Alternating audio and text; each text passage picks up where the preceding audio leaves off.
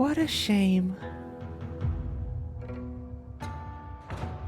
It would have been nice to observe for a little longer. You received the gift of abundance. Surely you can withstand the blessing of destruction. One of my favorite things regarding the T2T series is the fact that we introduce special mechanics, going from Star Rail into a Genshin setting. And lately, these mechanics have been super out there. Episode 3 covered the idea of Kafka and dot abilities, exploring what other characters would even synergize with her, and how we'd implement such a niche. Episode 4 explored debuffs and the ability to capitalize on said mechanic, since it didn't have any huge foundation. And then Episode 5 was a massive meta expansion on the already founded upon reaction system. Episode 6 is going to continue on that trend of mechanic exploring, albeit not at the same level as the other episodes. This time, we're going to talk about Tingyun and explore what she brings with her attack buffing, energy regen, and more importantly, her additional damage mechanic. We'll also explore where she'll shine most, and what ways we'd theoretically optimize her kit. Down below, we have disclaimers, timestamps, social media links, music credits, and a link to my Discord server. Captions are available if you need them. And finally, at 5,000 subs, I will put myself through the torture of reading this boyfriend's copypasta. We're almost there. Alright, without further ado, let's get started.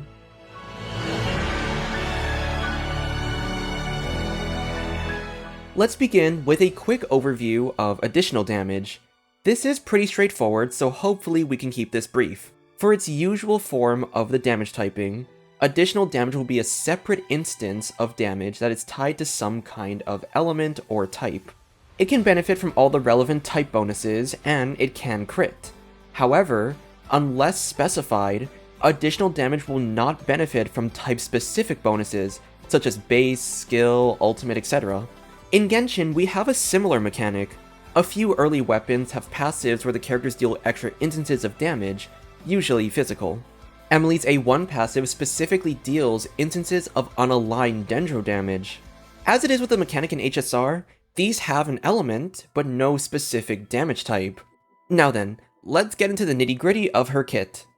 Starting with her stats, she will have 238 attack, 574 defense, and 8,883 HP, so extremely squishy as a unit, which hopefully isn't that big of a deal considering she's an off-field support. Her Ascension stat will be a 24% attack bonus in order to improve on her attack buffing. Because she does provide an energy regen buff, I'm going to keep her as an Electro unit because that's associated with energy mechanics, and since her moveset includes a fan, we can safely mark her as a Catalyst user. Basic attack still matters, so let's get into her skill. Tingyun will activate Benediction for 16 seconds, in which the active character gains a 44% attack bonus. This, however, caps out at 23% of Tingyun's current attack. In other words, Tingyun will need to stack a lot of attack to ensure the effect won't cap out prematurely. When the ally with Benediction deals damage, they will deal an additional instance of electro damage equal to 35% of their own attack. The Benediction damage can occur once every 1 second. Instead of how it is with her original kit where it's unaligned, the damage type will match that of the type that triggered this attack, and I'll explain the decision behind this change later on. In this particular example, let's assume you have Arlecchino use a normal attack to trigger the electro damage. That instance will be tied to normal attacks. If Mizuki uses her skill hits, the electro damage instances are skill damage. Additionally, these instances of damage are owned by the active character, not Tingyun herself, which means electro damage or type bonuses will need to come from that character. As we'll see later on, this means Tingyun is especially strong with other electro carries, since they'll naturally build themselves with electro damage bonuses. For additional notes, Benediction lasts for 16 seconds, has an 18-second cooldown, and generates 1 particle every 4 seconds when the additional damage occurs. This means around 4 electro particles over the course of its rotation. The Benediction will have standard ICD. Her A1 is connected to her skills, so we'll cover this next.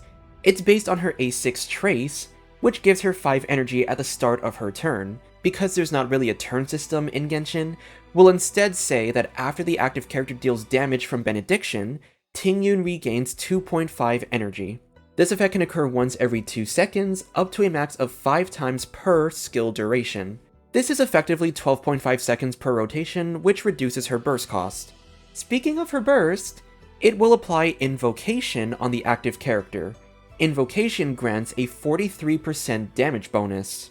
Additionally, every 2 seconds, the current active character gains 1.5 energy. This effect will last for 16 seconds, have an 18-second cooldown, and a 70 cost burst. In the original kit, Tingyun grants one targeted character a flat 50 energy. To make it balanced here, I simply took a number similar to Dory's energy regen, and then I added some flexibility into rotations by splitting up the energy regen into ticks, also like how Dory's burst works. Had I made it a flat buff for the next character to swap in, it not only makes rotation somewhat strict, but there's also a good chance energy would be wasted on lower burst cost units.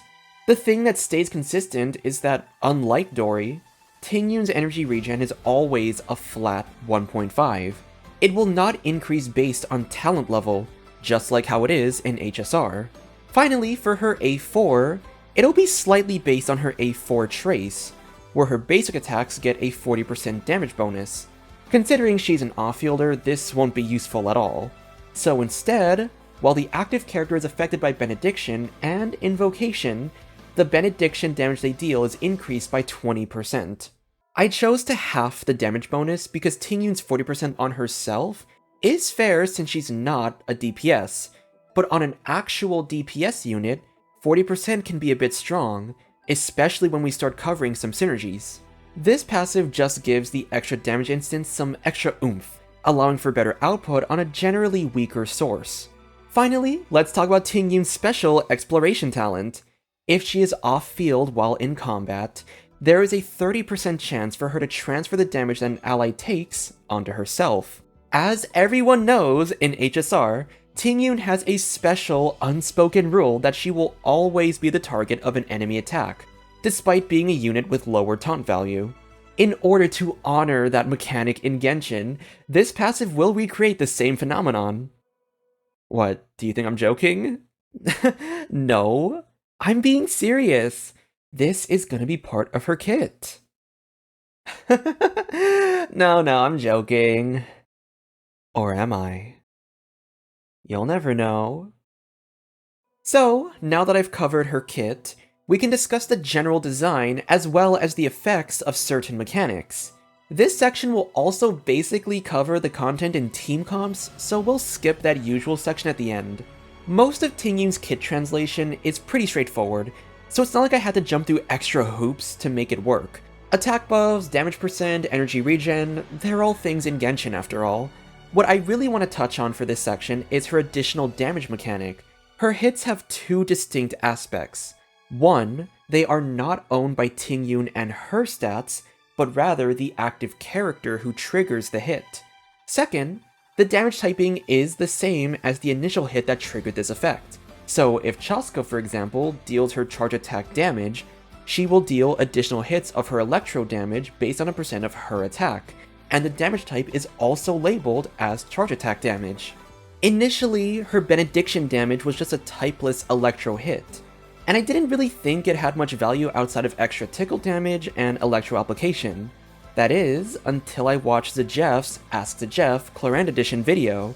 I'll leave a link and timestamp down below, but here's the gist of the section. When asked what kind of support would work with Clorand, one of his ideas was creating a unit who played off her A1's damage bonus passive.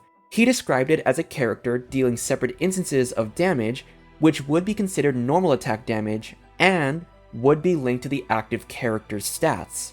Clorand's A1 grants a base damage bonus to her electro normal attacks and burst.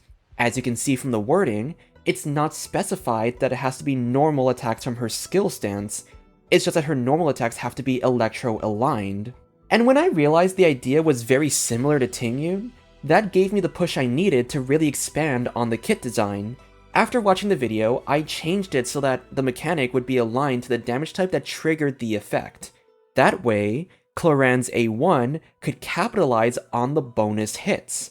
The multiplier on Tingyun's Benediction damage is relatively low, which means base damage buffs have more value than a damage percent buff. However, since base damage buffs bring the multiplier up to a solid level, Cloran's electro damage bonuses allow it to gain an even further buff. But we're not stopping there. Other characters in this category have especially good synergy with Tingyun's damage hits. The main condition is that the ability description has to generalize a damage buff for any form of its relevant damage scaling. Let's use Kokomi as another example. In her burst state, Kokomi gains a base damage bonus to her normal and charge attacks, as well as her skill's jellyfish hits. This bonus generalizes all normal and charge attack damage. If Kokomi procs the Tingyun hit with a normal attack, that electro hit is linked to Kokomi's normal attack damage and will receive the buff. It also means her A4, which further increases the HP scaling, also affects the Tingyun buff. When her skill does damage, the Tingyun hit will proc and link itself as Kokomi's skill damage. However, her burst only buffs the jellyfish damage, not general skill damage, so that part of her burst doesn't affect benediction hits. Want a few other examples?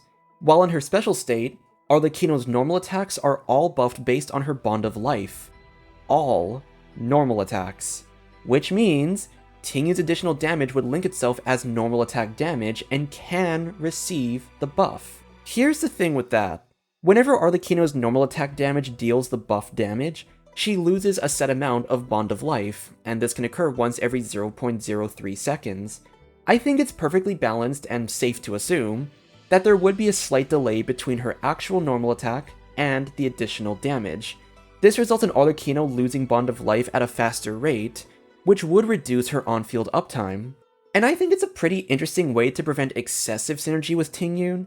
After all, she gets a lot of damage buffs, but overall lower field uptime. This buff would also extend to someone like Yunjin.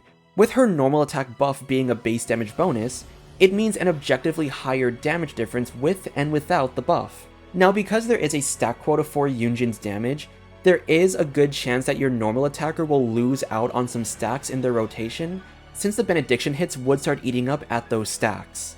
Finally, let's not forget, weapons and artifacts.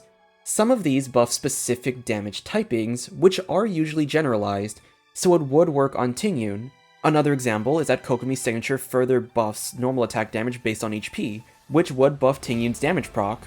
An artifact set like Echoes could utilize the buff effectively.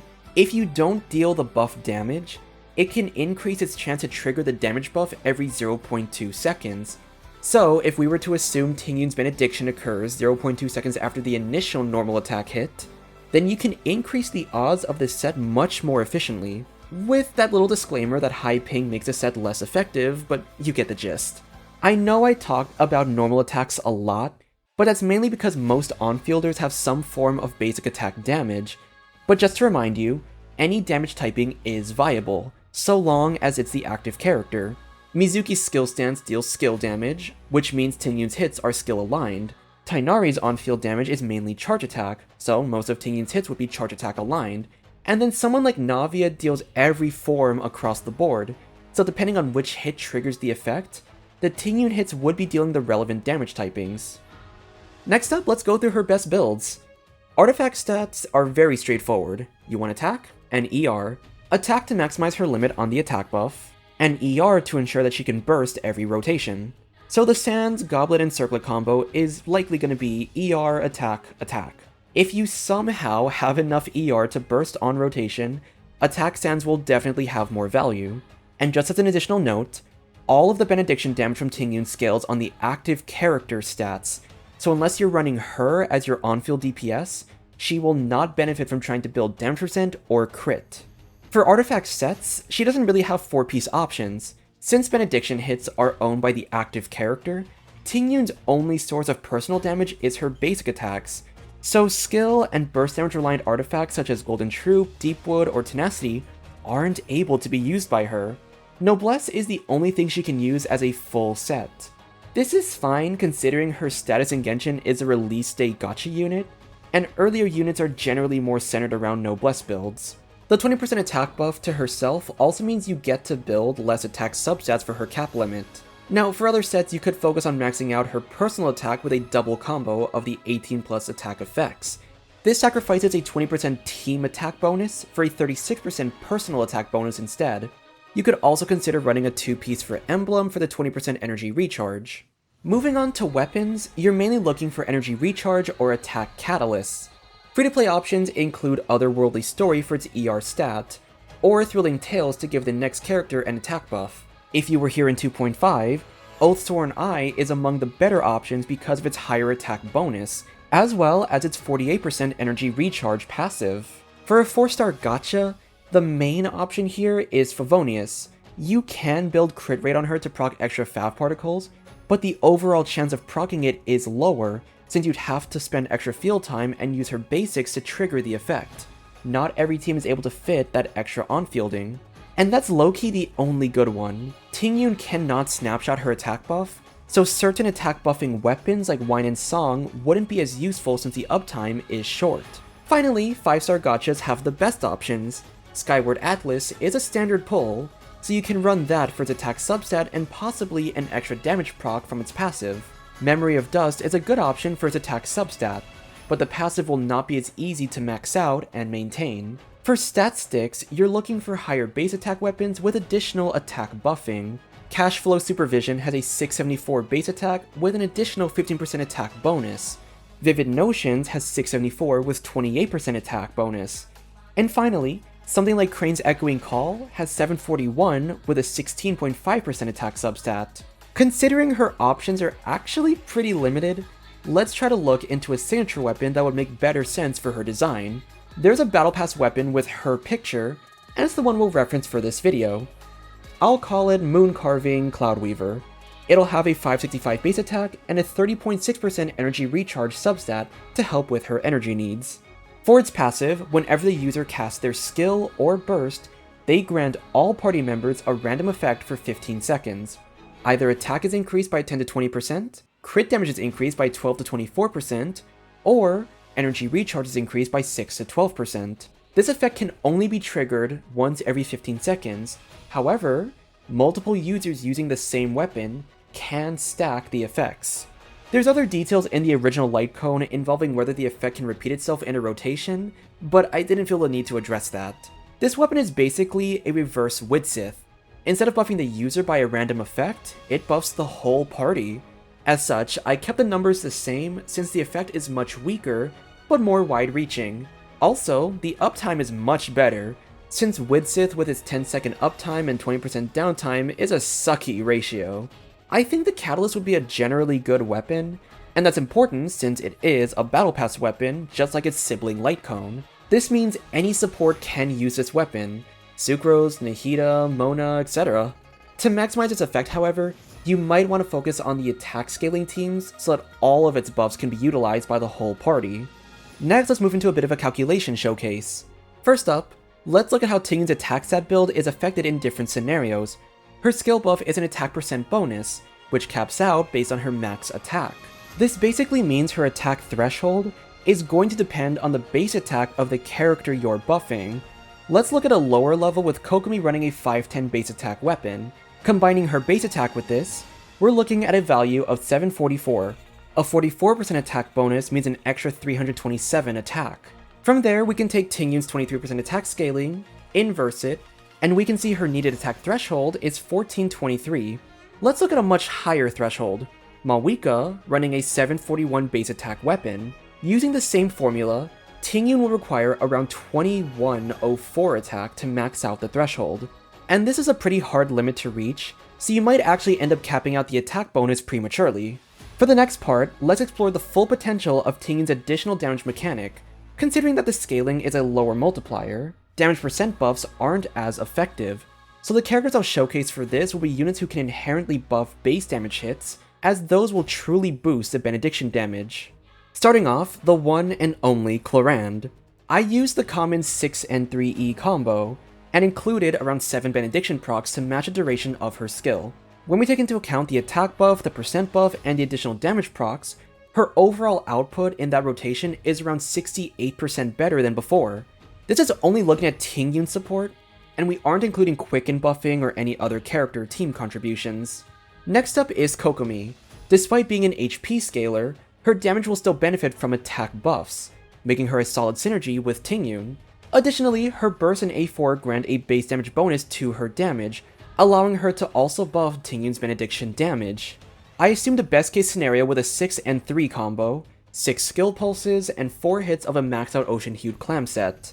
The physical res on the enemy is 10%, making each clam explosion around 24,300. Adding the relevant buffs, Kokomi's damage output is increased by around 80%. Finally, I just want to showcase a character who doesn't utilize base damage bonuses for their output. Veressa relies a lot more on her multipliers and damage percent buffs to get the output that she has. This means she's gonna have weaker synergy with Tingyun's benediction. She still makes use of Tingyun's other bonuses, and the overall output is around 50% better, but you'll notice that compared to the rest of her damage, benediction contributes a much lower amount compared to the other characters. Cloran's benediction contributes 15% of the overall damage, Kokomi's contributes 25%, but Veressa's only contributes around 6%. I wanted to showcase Arlecchino's damage output, but her damage is so insanely dynamic. I mentioned before that her Bond of Life would run into some anti-synergy, since the benediction normal attack damage would get buffed, but also drain the bond faster in the process. On top of having to take into account her shorter field time, there's also the already annoying Bond of Life multiplier weakening over time. And if you know my channel and how I handle calculations, you know I'm not doing that. Finally, let's simulate a few examples of ER needs for this character. I think despite all the utility she provides, the ER requirements she'll have might actually balance her out, since the damage percent and energy regen effect are both from her burst. Not being able to burst every rotation means that only the benediction damage and attack buff will be active every time, which is like half of her utility. For the spreadsheet that I'm providing right now, everything in italics assumes at least one Fav proc, just so you know which teams got that extra particle boost and which ones don't. In Double Electro, her ER requirements are pretty manageable for a few characters. While the Cloran team is reasonable, not giving Furina the Fav sword for extra particles actually increases the ER to 220, which is much higher. And then, in Solo Electro, oh boy. Without a Double Electro comp, you lose out on a lot of Electro particles from both the second teammate and the extra resonance bonus. We're looking at teams with around 250 ER, and that Arlecchino team is absolutely disgusting to look at with over 300%. For the Eula team in particular, I was being generous as hell. I assumed that Zhongli's pillar was proccing its average particle count every time, and that both Mika and Zhongli each proc Fav once. Overall, Tingyun's looking to be someone who needs to stay within Double Electro to manage energy a lot better. Finally, let's move into what her constellations would provide. Her original E1 increased the speed of allies affected by benediction, so for this, the active character's movement and attack speed will increase by 20%. This is a pretty standard buff to allow your on-fielder to deal more hits within their designated window of field time. Her original E2 grants additional energy for the active character when they defeat an enemy. It can work in Genshin, but considering she has an E6 that already addresses granting more energy, I feel like we can try an original buff. Maybe something like Benediction's interval cooldown is reduced by 0.2 seconds. This basically reduces the rate of Benediction procs from 1 second to 0.8, and it allows for a couple more hits of Electro, as well as slightly faster Electro application. Her C3 would increase her burst by 3 levels. This just increases the damage bonus to around 53%. Her E4 increases the benediction damage multiplier by 20%, so if we assume a level 8 skill, the scaling now becomes 55%, and this just further enhances the extra damage, especially if the active character capitalizes on said damage much more. Tingyun C5 increases her skill level by 3. This increases her attack bonus as well as her benediction damage, and that C4 multiplier buff is essentially further increased. Finally, for C6, Tingyun's energy regen ticks will increase by an additional 1 energy, which brings each tick to a total of 2.5, and a max amount of 20 energy. In addition to that, Tingyun herself will regenerate that additional 1 energy per tick while she's off-field, and if she's on-field, she simply receives the full 2.5 amount. This really maximizes the battery potential of her kit. Aw, it's okay, Dory. At least you have healing. As I mentioned earlier, her best team comps were covered in detail in the kit overview section, but to summarize, She's going to work best as a general attack and damage percent buffer, as well as a solid battery for any team comp. To maximize her benediction damage, you'll want to run her with either an Electro unit who can buff their own Electro damage, or a character that can buff the base damage of their specific basic, skill, or burst damage. And if they can do both, that's even better. She will likely have to stay in double Electro comps to manage her ER requirements, otherwise her ER spikes to very difficult levels. I think this, combined with the fact that half of her utility is burst reliant, makes her feel overall balanced. In fact, I already implemented balancing changes with her energy regen, because my initial number conversions were still really high for a regen value, like 25 total energy at C0 and around 30 at C6. Anyway, I think that'll do it for this video. Once again, while Tingyun's kit was the original reference for the concept, shoutout to Sajef for the Cloran video, which nudged me into that final design idea. If you enjoyed, consider leaving a like and subscribe to support the channel. Let me know in the comments what you liked about this kit, what you would change, and any alternative ideas you have. Consider joining my Discord server if you want a place to share some original ideas of your own. Thanks again for watching everyone, and I will see you all next time. Bye!